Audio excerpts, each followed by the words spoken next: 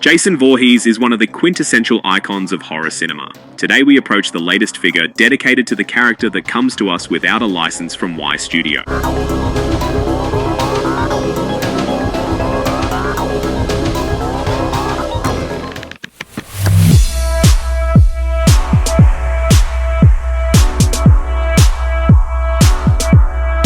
Freddy versus Jason.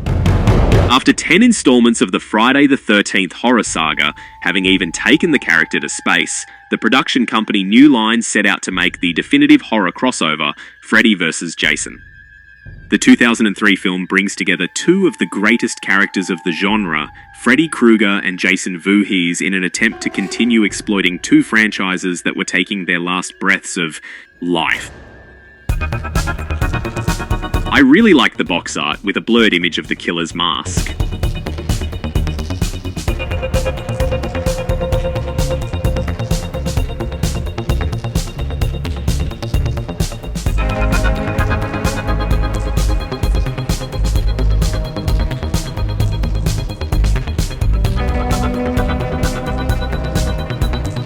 Let's go with the accessories, some very curious.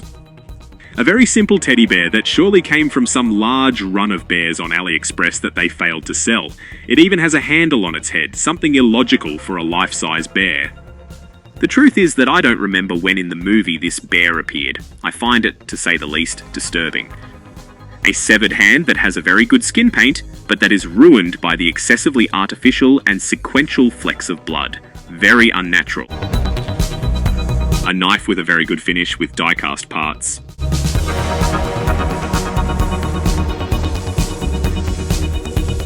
A very good machete, entirely made of metal and with a slight bloody paint. Very heavy, yes.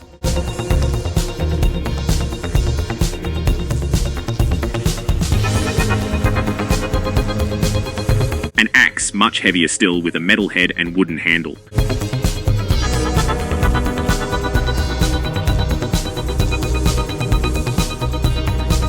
And let's go with the figure. The first thing that surprises me is how accomplished the size of the character is. A robust body that perfectly represents Jason. The clothes try to emulate the rags that the character wore in the movie, but it doesn't quite convince me. It seems to me to be an excessively coarse sack-type fabric, but it does not adapt at all to the shape of the figure, leaving a too simplistic profile.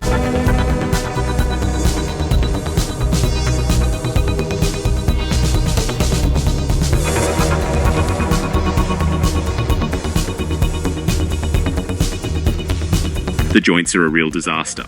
Apart from the few movement points, the connectors that connect the hands to the stump are too short, which means that every time I try to pose the figure by moving or placing an accessory, they fall off, having to reposition the hand again, instead. And the same thing happens with boots. With each pose, I have to put it back on its corresponding joystick.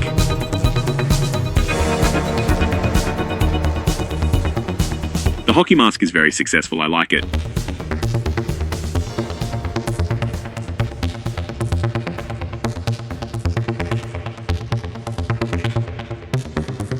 The head sculpt didn't quite convince me, although it must be admitted that the character's makeup in the movie wasn't much better either. Perhaps the choice of paint tone for the head, a greenish grey, does not seem the most appropriate to me.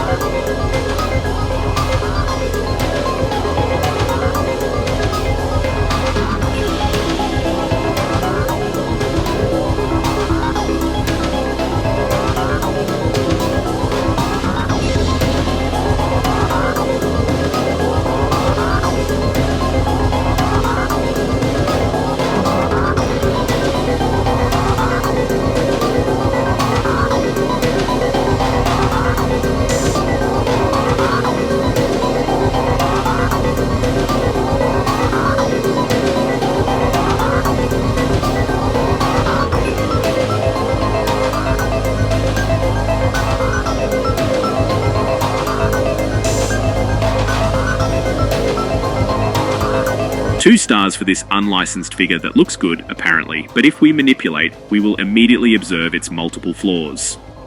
Terrible joints, very fair sculpting, and a wardrobe that seems designed by a Primark intern.